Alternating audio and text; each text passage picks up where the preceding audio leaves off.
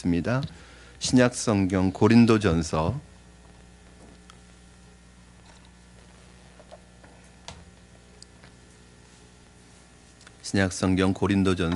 7장 29절에서 31절까지 말씀 보겠습니다. 고린도전서 7장 29절로 31절 세 절 말씀, 저 여러분 한 목소리로 같이 하나님 말씀 받도록 하겠습니다. 고린도전서 7장 29절로 31절입니다. 같이 읽겠습니다.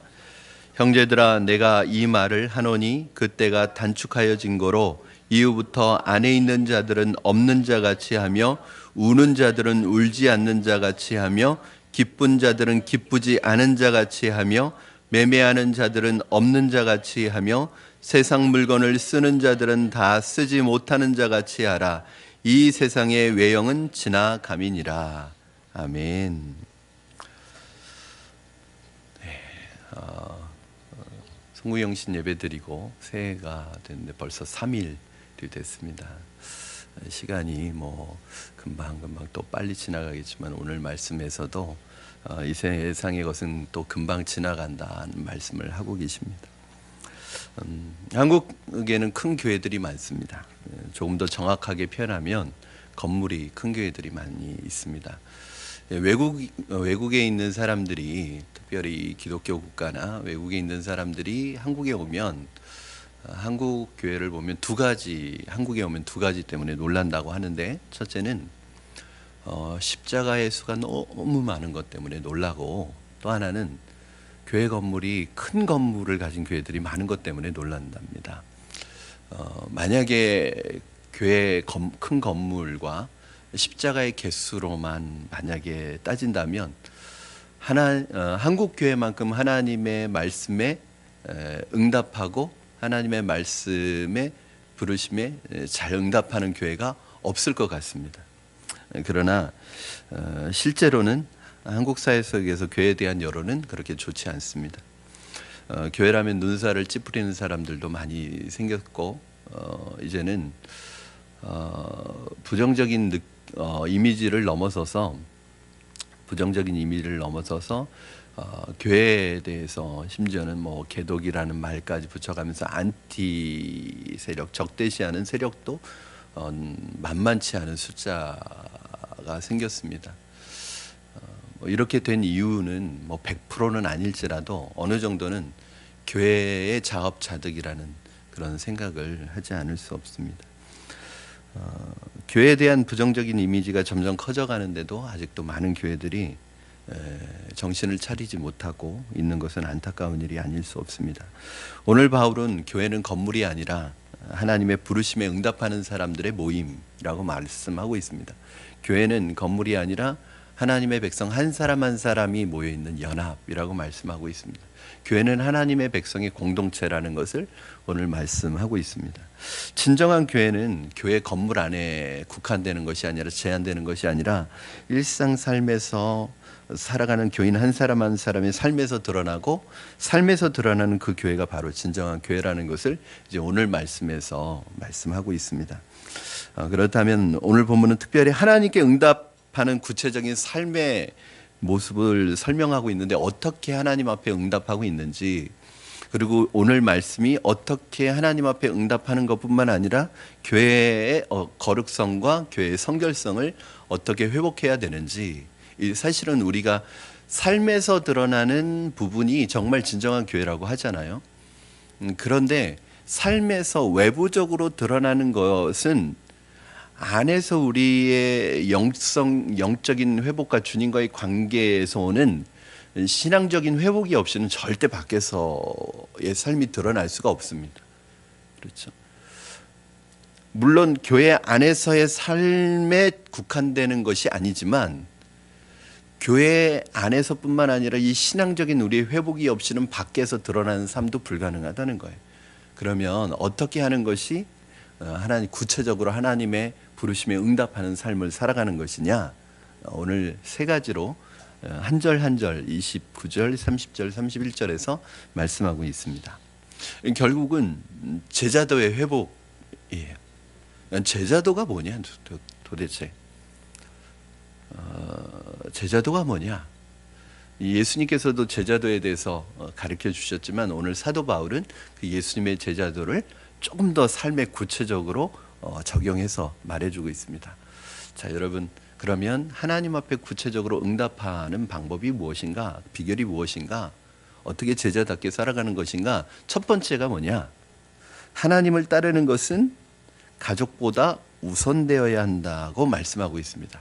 여러분, 제가 이렇게 단정적으로 말하는 것을 일단 들으시기 바랍니다. 왜냐하면 이 세 가지 제목을 단정적으로 말할 거예요. 그러면 거기에는 조금 여러분들이 의아하게 생각하거나 조금 거부감을 가질 수도 있지만 그거에 대해서 설명을 해드릴 것입니다. 하나님을 따른다는 것은 가족보다 우선되어져야 된다는 것입니다. 우리 29절 말씀 같이 읽겠습니다. 시작. 형제들아, 내가 이 말을 하노니 그때가 단축하여 진거로 이후부터 안에 있는 자들은 없는 자같이 하며, 안에 있는 자들은 없는 자같이 하며, 이 말은 단순히 남편들에게만 하는 말은 아니에요. 그러니까 가족이라는 부분에 있어서 가족에 대해서 좀 초연할 필요가 있다는 것을 말씀하고 있습니다. 먼저 본문 말씀을 이해하기 위해서 두 가지 전제를 염두에 두셔야 하는데, 먼저는 이것이 가정생활을 내팽개치라는 말씀이 절대 아니라는 것, 가족에 대해서 초월해야 된다는 것이 가족을 버리라거나 가족에 대해서 무관심하라거나 가족을 함부로 대하라는 것이 절대로 아니라는 것을 여러분 먼저 염두에 두셔야 된다는 것이고, 왜냐하면 성경에서는 디모데전서에서 바울이 그러잖아요. 똑같은 바울이 얘기하는 거예요. 가족을 돌보지 않는 자는 불신자보다 더 악한 사람이라고 말하고 있습니다. 디모데전서 5장 8절에서 가족을 돌보지 아니하고 가족을 돌아보지 아니하는 자는 불신자보다도 더 악한 사람이라고 오히려 책망을 하고 있기 때문에, 여기서 말하는 가족, 내 아내를 없는 것 같이 생각하라는 것이, 가족에 대해서 초원하라는 것이 가족을 함부로 대하고 내팽개치고 가족을 버리고 관심 갖지 말라는 그런 말이 아니라는 것을 먼저 염두에 두셔야 됩니다. 그렇다면 이 본문을 어떻게 이해할 때 어떻게 이해하는가? 바로 자세히 보면 이 바울이 초대교회라는 특수성을 가지고 있는데, 이 어떤 특수성이냐면, 오늘 여러분 29절 안에 있는 자들은 없는 자같이 하며라고 할 때 앞에 한 말이 있어요. 뭐라고 얘기하고 있죠? 그때가 단축하여 진고로. 이게 뭐냐면 그때는 언제일까요? 예수님의 재림의 때가 단축하여 진고로, 즉 긴박한 재림에 대한 신학적인 영향을 담고 있습니다. 그러므로 재림을 염두에 두고 살아가는 초대교회 성도를 향한 긴박한 메시지라는 거예요. 자, 그러면 오늘 우리에게 이 말씀을 적용할 때 와닿지 않습니다. 첫째, 벌써 이 긴박한 메시지가 2000년을 지나왔어요. 그리고 요즘 우리는 주님의 재림에 대한 부분에 있어서 초대교회 성도들보다 더 간절하지 않습니다. 그러니까 이 메시지가 우리에게 마음에 와닿지 않는 거예요. 그러나 여러분, 엄연한 의미에서 생각해 본다면 이 말씀은 예수님의 재림의 때가 언제냐는 것을 말해주고 있는 것이 아니라 예수님께서 재림의 주로 심판의 주로 오실 것이라는 것을 얘기해 주고 있는 거예요. 그러니까 여러분이 집중하시고 제가 집중해야 되는 것은 언제 주님이 오실 거니까 그 언제 오시는 거에 맞춰서 하는 것이 아니라 예수님이 결국은 심판의 주로 오실 것이라는 것을 여러분 집중하셔야 됩니다. 즉 그때나 지금이나 예수님이 재림의 주로 심판의 주로 오실 것은 너무나 당연한 사실이고, 오히려 어떤 면에서는 초대교회 성도들이 예수님의 재림을 기다리는 그 재림보다도 어쩌면 오늘날 우리에게 이 재림이 더 가까이 와 있는 거죠. 근데 그때가 언제인지는 몰라요. 그러나 여러분, 항상 재림에 대해서는 어떤 마음을 가지고 있어야 돼요? 긴박한 마음을 가지고 있어야 되는 거예요. 왜요? 실제로 언제 오실지 모르니까. 언제 올지 모르는 상황에서는 그것은 우리에게 내일 올 수도 있기 때문에 늘 긴박한 메시지일 수밖에 없습니다. 그러므로 우리가 재림에 대하여 바라봐야 할 것은 재림의 날에 예수님께서 심판자로 올 것이라는 믿음이고, 그 믿음 때문에 하루하루 성도로서 교회로서 부끄러움 없는 삶을 살아야 한다. 이것을 말씀해 주고 있습니다. 그래서 이런 의미에서 접근할 때 그리스도인이 먼저 가족에게 초원하라는 의미는 무슨 말이냐? 가족을 버려라 그런 말이 아니라, 가족에 대해서 관심 갖지 말아라 그런 말이 아니라 뭐예요? 우선순위의 문제라는 것을 우리는 알 수 있습니다. 예수님께서도 그런 말씀하셨죠. 누가복음 14장 26절에 보면 무릇 내게 오는 자가 자기 부모와 처자와 형제와 자매와 더욱이 자기 목숨까지 미워하지 아니하면 능히 내 제자가 되지 못하리라. 이 말씀이 여러분, 네 부모 미워하고 네 형제 미워하고 네 자매 미워하고 내 아내 네 남편 미워하라는 말씀이 아니죠. 이걸 그렇게 받는다면 굉장히 큰 심각한 문제가 이루어집니다. 왜냐하면 그리스도인의 가족은 회복되어야 되기 때문에 만약에 그걸 문자적으로 받는다면 굉장히 문제가 생깁니다. 그 말이 아니라 우선순위의 문제라는 거예요. 무슨 말이냐면 내 가족 팽개쳐버려라. 너는 가족은 내팽개치고 교회 일만 해라.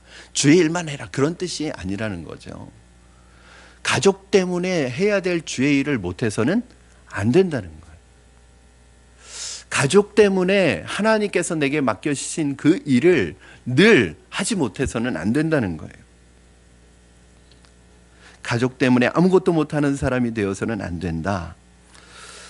사랑하는 여러분, 사실은 이 가족 때문에 주님의 일을 하지 않는 것이 아니라 사실은 가족들이 함께 주님의 나라를 세워가야 될 동역자가 돼야 됩니다. 그렇죠? 근데 대부분의 신앙생활하는 분들은 가족 때문에 멈칫하고, 가족 때문에 결정하지 못하고, 가족 때문에 주님의 그 사인이 있어도, 제가 늘 말씀드리지만 주님께서 우리에게 어떤 마음의 부담을 주시고 마음의 사인을 주실 때는 상황은 안 그래도 이미 다 준비하신 거라고 그랬잖아요. 거기에서 우리가 할 수 있는 건 순종만 하면 하나님께서 이미 다 준비하셨기 때문에 다 열어주시거든요. 근데 문제는 항상 누구 눈치를 봐요. 항상 누구 눈치를 봐요. 사실은 이 가족들을 넘어서기가 쉽지 않습니다. 심지어는 그 믿음의 조상이라고 했던 아브라함에게도 하나님께서 결국 이삭을 요구하신 이유가 뭐예요? 이삭이 아브라함에게 유일한 우상이 될 수 있는 존재였죠. 어떤 면에서는 가족이 우리의 우상이 될 수 있습니다. 여러분, 반드시 뛰어넘어야 할 부분이 바로 가족에 대한 헌신에 대한 부분입니다.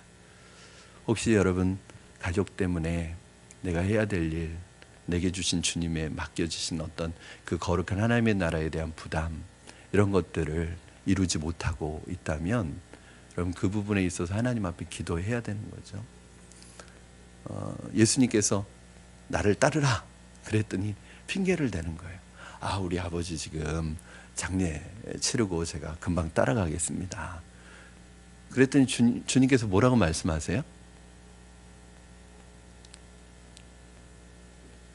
죽은 사람은 죽은 사람들로 장사를 지내게 해라. 이 말이 무슨 말이에요? 그러니까 이 청년이 예수님을 따라오라고 할 때 따라가지 않으려고 했던 그 말은 진짜가 아니라 핑계였던 거예요. 여러분, 가족이 우리의 동역자가 돼야지 우리가 하나님의 사역을 감당하는 데 있어 감당하지 못하게 하는 핑계가 돼서는 안 됩니다.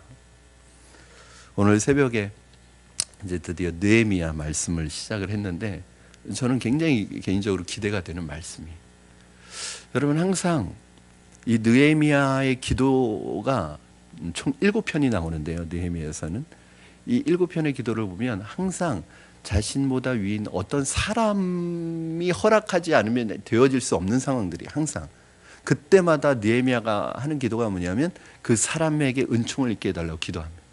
그 사람의 마음을 바꿔달라고 기도해요. 여러분, 우리는 어떤 사람의 장벽이 딱 부딪히면 포기하잖아요. 대부분 아직 아니다, 아직 안 된다.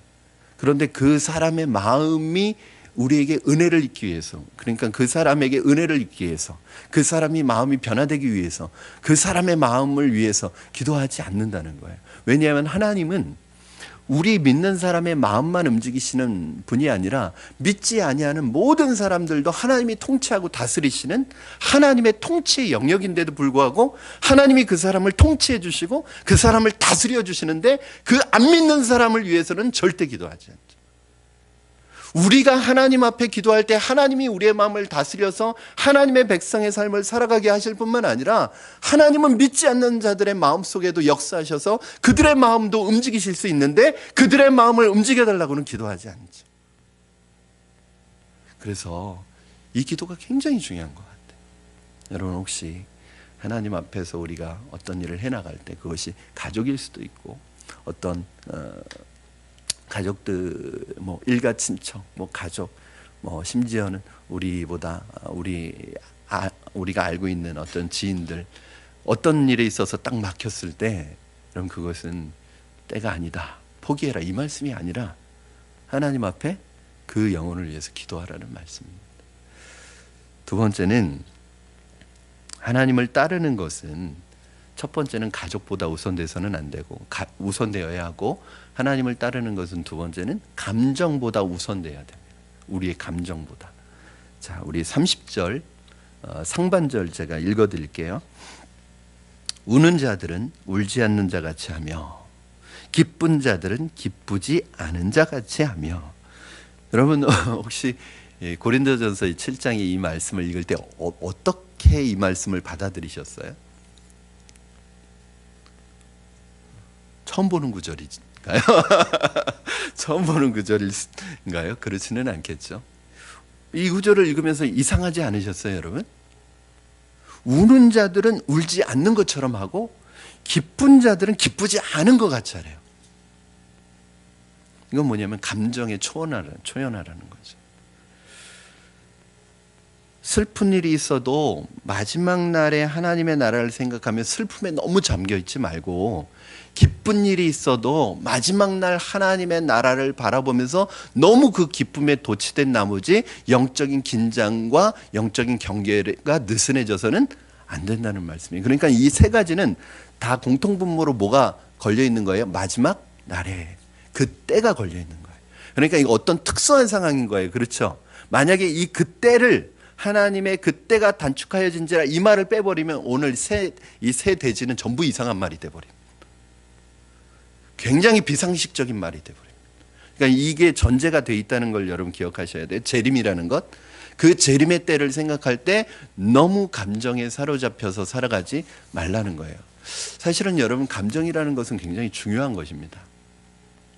감정이라는 건 누가 주신 거예요? 당연히 하나님이 주셨죠. 왜? 지, 정, 의. 이게 하나님이 주신 인간에게 주신 인격이잖아요. 이 감정은 하나님의 선물입니다. 그러므로 이 말씀은 감정이 메마른 상태로 살아가라는 말씀이 아닙니다. 웃을 일이 있는데도 웃지 않고 그냥 얼굴 굳어가지고 다니고 우는 일이 있어도 슬퍼도 절대 울지 말고 이런 말이 아니에요. 그러니까 메마른 감정 상태로 지내라는 말이 아니라 감정에 사로잡혀서 아무것도 못하는 사람이 되어서는 안 된다는 말씀이에요. 감정에 사로잡히는 사람들이 흔히 저지르기 쉬운 실수 중에 하나가 무엇일까요? 감정에 사로잡혀서 했던 자기의 말이나 행동에 대해서 자기는 감정적으로 건강하다고 말합니다. 왜냐하면 내가 하고 싶은 말 했으니까. 하고 싶은 말 하고 하고 싶은 감정 다 내뱉었으니까 기분이 좋을지 몰라도 다른 사람이 힘들다면 그것은 건강한 것이 아닙니다. 그래서 감정을 표현하는 것 중요해요. 그러나 표현은 하되 그 표현하는 것으로 다른 사람을 죽이면 안 되는 거예요. 표현하는 건 중요하지만 감정은 표현되어져야 되지만 지혜롭게 표현되어져야 되죠. 감정은 표출해야 되지만 내 마음대로 아무 때나 표출하면 그것은 건강한 것이 아니라 감정 조절 장애예요. 여러분 요새 많이 나타나는 그 장애, 정신적인 장애가, 이 감정적인 장애가 있는데 분노 조절 장애라는 게 요즘에 엄청 많이 사람들이 겪고 있대요. 깜짝 놀랐는데요. 자기 진단을 받았는데 분노 조절 장애라는 게 나온대요. 근데 요즘에 보면 이것이 너무 뭐 주차 문제로 싸우다가 뭐 사람 죽이기도 하고 층간소음으로 싸우다가 사실은 아무것도 아닌데 그런데 그 자신 안에서 일어나는 분노를 조절하지 못하는 거예요. 이 감정을 조절하지 못하는 거예요. 여러분, 내가 내 감정을 컨트롤하지 못하는 건 그건 장애입니다. 여러분, 주님의 일을 하는 사람이 감정에 사로잡혀 일을 하게 되면 어떻게 될까요? 자기의 기분에 따라서 주님의 일을 하게 되면 어떻게 될까요? 주님의 일은 이루어지지 않습니다. 엄청난 장애물이 됩니다. 생각해 보면 교회가 분열하는 가장 큰 원인이 바로 감정을 다스리지 못하는 데에서 출발합니다. 질투하고 분노하는 과정에서 서로의 마음이 끊어지게 되는 것을 여러분도 경험해 보시지 않으셨습니까? 물론 감정을 열등하게 취급하는 것은 아닙니다. 사람의 감정을 소홀히 여기는 것도 아닙니다. 그러나 하나님의 사람들이 만약에 감정에 사로잡혀서 살아간다면 하나님의 나라는 절대 이루어지지 않습니다. 하나님께서 우리가 감정에 빠져 하나님의 나라를 잃지 말라고 말씀하시는 것입니다. 저는 여러분이 감정을 다스리지 못해서 하나님의 일을 그르치지 않게 되기를 주님의 이름으로 축원합니다. 이게 굉장히 중요한 것 같아요. 내 감정이기 때문에 내가 함부로 한다. 굉장히 위험한 것입니다. 그러나 감정을 또 이렇게 가둬두면 또 안 돼요. 이게 참 어떻게 하라는 거예요, 그럼? 감정을 있는 그대로 폭발해도 안 되고, 그렇다고 또 담아두어도 안 되고, 어떻게 하라는 거예요? 건강하게 표현해야죠. 건강하게 표현하는 게 어떤 걸까요? 꼭 화내서 표현해야 되는 건 아니에요. 그렇죠? 물론 화날 때 화내는 거 그건 뭐 나쁘지 않습니다. 그러나 그 화가 정도가 있어야 되는데 그 화를 주체할 수 없으면 그거는 잘못된 거죠. 저는 감정을 표현하되 건강하게 표현하는 방법이 두 가지 있다고 생각해요. 꼭 거기에 화를 담아서 표현할 필요는 없다고 생각하고 지혜롭게 표현해야 된다고 생각하고, 그것도 감당이 안 된다. 그러면 여러분 사람한테 그거 다 쏟아보면 안 됩니다. 사람은 감당할 수가 없어요. 그리고 나도 분명히 나중에 후회할 일이 생기게 됩니다. 그러면 어떻게 해야 되느냐? 내가 도저히 감당할 수 없는 감정은 하나님 앞에 나와서 하나님 앞에 다 쏟아 넣으세요. 심지어는 다이 보세요. 하나님 앞에 기도할 때 욕하면서 저주하면서 기도하잖아요. 다윗이 건강한 거예요, 그게.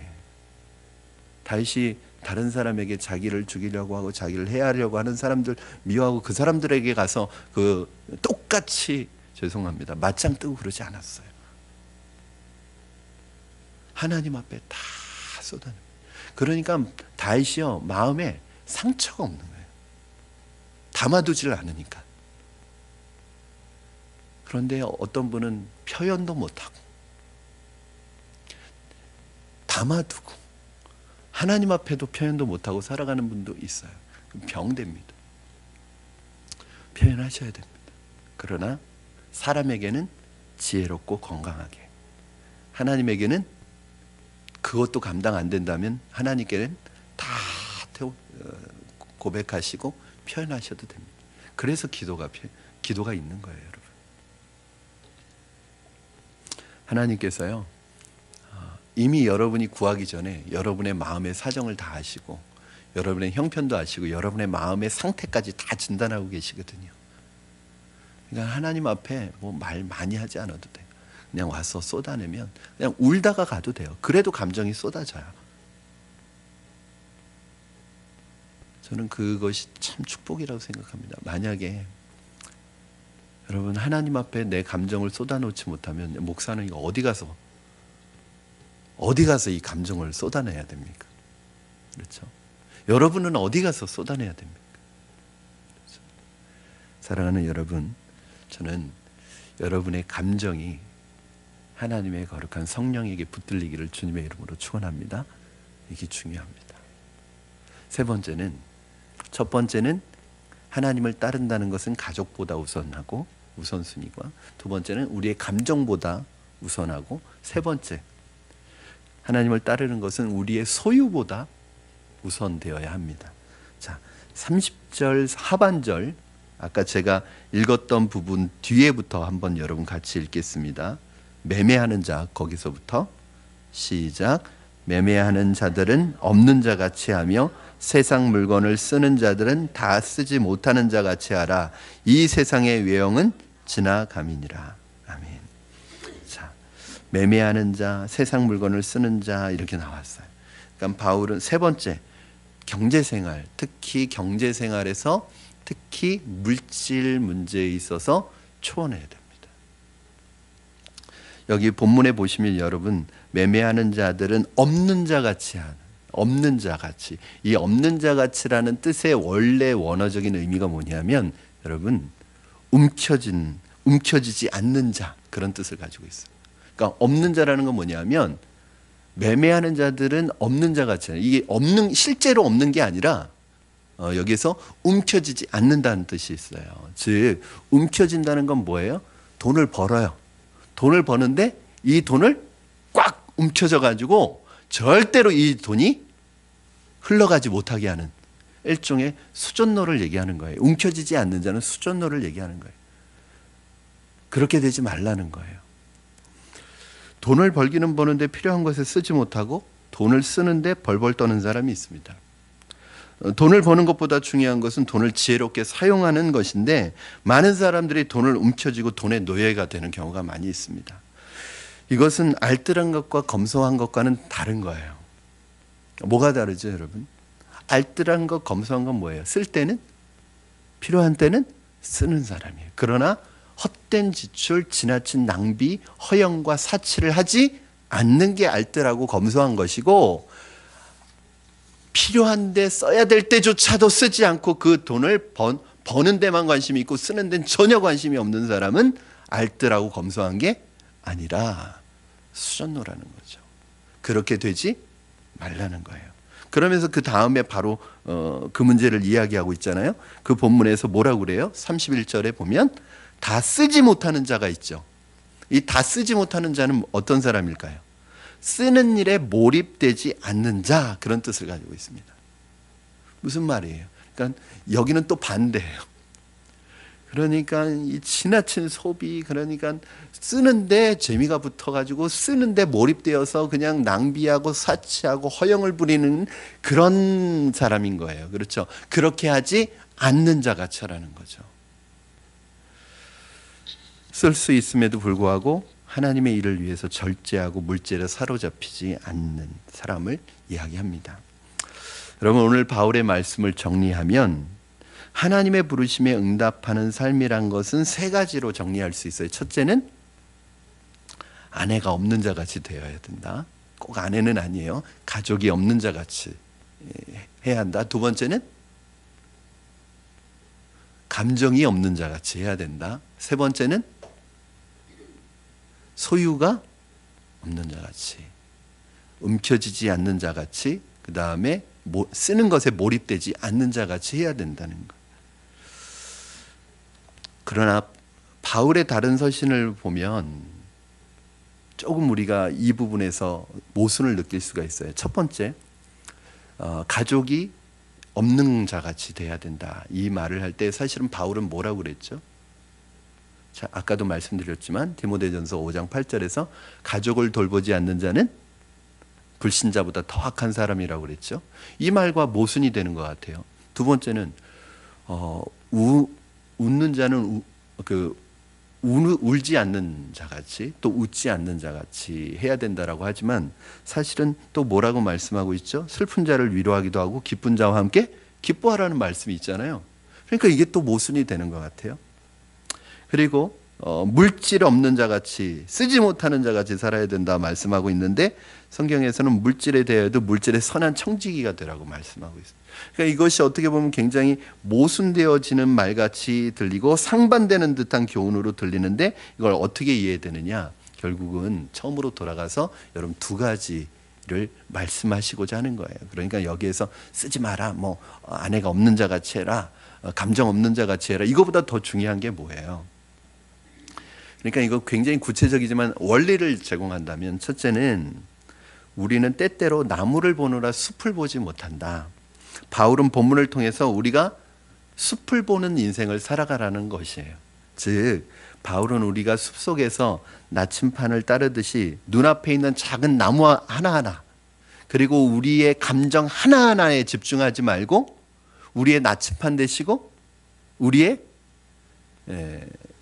마지막 날에 우리의 그 목적이 되시는 그 주님의 마지막 날을, 주님을 바라보고 그 마지막 날을 바라보고 걸어가야지 큰 그림을 그릴 수 있다는 거죠. 그러니까 너희가 삶에서 만나는 작은 문제, 지엽적인 문제에 거기에 너희들 목숨 걸지 말고 그것 때문에 울고 웃고 그것 때문에 망하느니 흥하느니 성공했느니 망했느니 그렇게 하지 말고, 그런 감정 하나하나에 집중하지 말고 어떻게 하라는 거예요?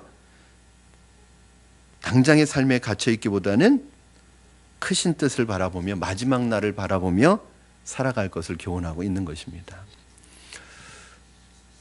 왜요? 여러분, 사실은 가족도 그렇고 우리의 감정도 그렇고 우리의 물질도 그렇고 마지막 날을 바라보면서 살아가는 우리들에겐 다 영원한 것이 아니라 유한한 것이고 지나가는 것입니다. 우리의 감정처럼 기복이 심하고 우리의 감정처럼 믿지 못할 게 어디 있어요. 그렇죠? 어저께까지는 너무너무 좋았던 사람이 며칠 지나면 원수가 될 수도 있는 게 사실은 사람의 감정 아니에요. 여기에 올인하는 것처럼 어리석은 사람은 없습니다. 결국 오늘 말씀은 초대교회가 주님의 재림을 기다리며 재림을 염두에 두고 어떻게 살아갈 것인가에 대한 부분에 초점을 맞추어 주신 말씀인 것을 알 때 오늘 우리에게도 적용된다고 할 수 있습니다. 여러분, 결국 두 번째 제가 말씀드리고 싶은 것이 여기로 돌아가야 되는 거죠. 오늘날 우리 교회가 거룩성을 잃어버리고 성도의 삶을 잃어버리고 진정한 그리스도인의 이 영성을 잃어버리고 성결을 잃어버리는 이유가 어디 있을까요? 저는 이것이 꼭 하나는 아니겠지만 바로 재림의 신앙을 잃어버렸기 때문이라는 생각을 하게 됩니다. 여러분, 이렇게 교회가 타락하게 되고 종교 지도자들이 몰락하고 타락하고 그리스도인들이 세속화되고 타락하는 이유가 물론 여러 가지 있을 수 있겠죠. 근데 가장 저는 근원적인 대답은 우리가 예수님을 기다리는 재림의 신앙을 다 잃어버렸기 때문이라는 생각이 들어요. 그러니까 이 세상에서 먹고 마시고 즐기고 하는 것이 우리 신앙생활의 전부가 되어버렸으니까 이 세상의 가치를 두고 살아가니까 이 세상 사람처럼 되는 것이죠. 사랑하는 여러분, 교회는 건물이 아니라 성도들 한 사람 한 사람이 교회입니다. 건물이 아니라 사람입니다. 교회다운 삶을 살아가는 데 있어서 중요한 것은 교회다운 삶인데, 이 삶은 결국은 어디에서 나오냐? 만약에 이것이 빠지고 주님이 빠지고 우리의 노력으로 인한 선행이고 그러한 삶이라면 이것은 세상 사람들이 자신의 공로로 선행을 행하는 것과 아무런 다른 것이 없죠. 이건 하나님과 상관없는 선행이죠. 결국은 우리가, 여러분, 에녹이 무드셀라를 낳은 후 하나님과 동행하여서 살아갔던 것처럼 300년을 동행하였던 것처럼 결국은 에녹이 하나님과 동행할 수 있었던 비결은 뭐예요? 심판의 주로 오시는 그 하나님을 늘 경외함으로 바라봤기 때문에 우리가 이 땅에 살아가면서도 이 땅이 얼마나 세속화되어 있어요. 얼마나 우리가 한 발 내디디면 세상에 나가면 얼마나 죄 지을 수 있는 환경이 얼마나 많아요. 우리의 믿음을 빼앗아 버리고 우리의 믿음의 순수성을 언제든지 갈라놓을 수 있는 환경이 여러분 멀리 있는 게 아니라 교회 밖을 나가면 바로 있단 말이에요. 그런데 이런 상황 속에서 우리가 어떻게 거룩성과 성결성을 잃지 않고 살아갈 수 있겠어요? 바로 그때가 단축하여진 줄로 알고 그 마지막 때를 바라보고 내 삶의 모든 가치가 주님의 재림에 맞추어져 있을 때 바로 우리는 오늘 우리에게 거룩한 삶을 살아갈 수 있는 것입니다. 바울은 가족과 감정 그리고 물질의 모든 것을 없는 자 같이 하며 살아가라고 당부하고 있습니다. 왜냐하면 이러한 것들은 재림을 기다리는 그리스도인의 입장에서 보면 영원한 것이 아니기 때문입니다. 사랑하는 여러분, 오늘 우리 교회가 다시 한번 이 재림의 신앙을 회복하기를 주님의 이름으로 축원합니다. 그냥 주님 오기를 원하세요? 라고 물어봤을 때 주님 안 오셨으면 좋겠어요. 주님 오시면 안 됩니다. 막 우리 너무 쉽게 이렇게 말해 버려요. 물론 한 가지 이유라면 괜찮아요. 아직 구원받지 못한 나의 가족 때문이라면 괜찮아요. 왜냐하면 그것 때문에 주님도 하루가 천년같이, 천년이 하루같이 그 마지막 때를 지연시키고 있는 거니까. 그러나 그 이유가 아니라 이 땅에서 누리고, 이 땅에서 먹고, 이 땅에서 즐기고, 이 땅에서 성공하고, 이 땅에서 누리고, 이 땅에서 즐기는 것이 좋아서 주님 지금 오시지 않았으면 좋겠다고 하는 마음이 우리 마음속에는 절대 자리 잡지 않기를 주님의 이름으로 축원합니다. 그래서 오늘 하루를 살더라도 주님 오시는 그 재림의 때를 준비하고 기대하고 사모하며 살아가는 저와 여러분 되시기를 주님의 이름으로 축원합니다. 우리 기도하시겠습니다. 우리 이 시간에 다시 한번 우리의 잃어버려져 가고 있는 오늘 본문 말씀에서 아내가 없는 자같이, 감정이 없는 자같이, 돈이 없는 자같이 살아가라는 말씀이 중요한 것이 아니라 그 모든 말씀에 걸려 있는 것은 결국 예수님의 재림의 때가 가까이 왔기 때문에 이렇게 살아가는 것입니다. 그러니까 우리는 원리를 발견해야 합니다. 하나님, 우리가 재림의 신앙을 잃어버리고 주님의 재림에 대해 관심 없고 정말 교회에서 선포되어져야 될 재림의 메시지는 어느덧 교회에서 자체를 감춰버린 그러한 시대에 살고 있습니다. 하나님, 이 세상이 아무리 풍족하고 풍요로워도 주님의 재림을 기다리는 것보다 우리에게 더 소중한 것이 없습니다. 오늘 우리가 삶을 살아갈 때 하나님, 주님의 재림보다 우선되어지는 것이 없게 하시고 주님을 따라가는 삶보다 우선되어지는 것이 없게 하여 주시고 이 땅에 허락하신 시간 동안 이 땅에서 나그네와 같이 살며 주님의 재림을 기다리며 살며 주님의 재림을 사모하는 마음으로 살아가는 우리가 되게 하여 주시옵소서. 그리하여 교회가, 우리 성도가 하나님의 거룩성과 성결성을 회복하여 하나님, 이 땅에 하나님의 나라를 확장시키고 이루어가는 것이 이 땅에 우리가 존재하는 이유가 되게 하여 주시옵소서. 우리 이 시간에 주신 말씀 붙들고 간절한 마음으로 기도하며 주님 앞에 고백하겠습니다. 살아계셔서 역사하시는 하나님 아버지, 감사합니다. 이 시간도 하나님, 우리의 연약함을 다시 한번 일깨워 주시고 하나님의 새해 첫 수요 예배 앞에 하나님 앞에 드리며 다시 한번 우리의 마음을 다짐합니다. 하나님, 이 땅에서 천년만년 영원히 살 것처럼 살아가지 않게 하여 주시고 이 땅에 나그네로 살게 하여 주시고 이 땅에 잠시 머무는 나그네로 살아갈 수 있도록 하나님, 우리에게 예수 그리스도의 재림에 대한 소망을 허락하여 주시옵소서. 주님 오시옵소서. 주님 하나님이여, 하나님께서 심판주로 하나님 우리에게 오시는 그날이 우리에게 소원이 되어지게 하시고 소망되어지게 하시고 무엇보다도 그날을 준비하며 살아가는 우리의 삶이 되어지게 하시고 이 세상에서 누리고 이 세상에서 즐기는 것이 우리의 모든 것이 되지 아니하도록 주님 도와주시옵소서.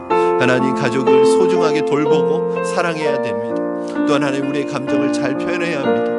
그리고 하나님, 물질을 주신 그 물질도 우리에게 소중한 하나님의 도구입니다. 그러나 이것들이 하나님보다 앞서지 않게 하여 주시고 이것들이 우리의 우선순위가 되지 아니하도록 주님 우리의 마음을 다스려 주시고 축복하여 주시고 하나님, 우리의 마음을 붙들어 주시옵소서. 역사하여 주시옵소서. 살아계신 하나님 아버지, 이 땅에 살아가는 동안에 하나님께서 우리에게 허락하신 모든 것은 하나님 맡겨주신 것이지 내 것이 아님을 주님 고백합니다. 하나님, 가족도 하나님의 것입니다. 하나님, 우리의 감정도 하나님의 선물입니다. 하나님, 우리에게 주신 물질도 하나님의 것입니다. 이 땅에 우리는 나그네로 와서 나그네로 살다가 가기 때문에 우리에게 주어진 모든 것은 이 땅에 살아가는 동안 우리에게 필요하기 때문에 주님께서 잠깐 맡겨주신 것입니다. 이것을 청지기의 마음을 가지고 살아가야 될 터인데 우리는 순간순간 이것들이 하나님 우선순위가 되고 이것이 내 삶의 목적이 될 때가 있습니다.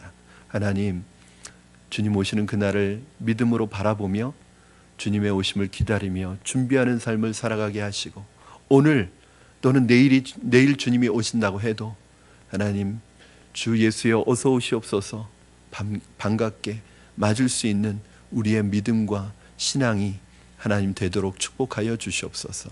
신년 첫 수요 예배를 하나님 앞에 드리며 다시 한번 우리의 마음을 결단하고 다짐하며 주님 앞에 살아가며 주님을 따르기로 다짐하며 나아갈 때 우리의 결단과 다짐 위에 성령의 기름을 부어주셔서 흔들리지 않게 하여 주시고 요동하지 아니하도록 도와주시옵소서.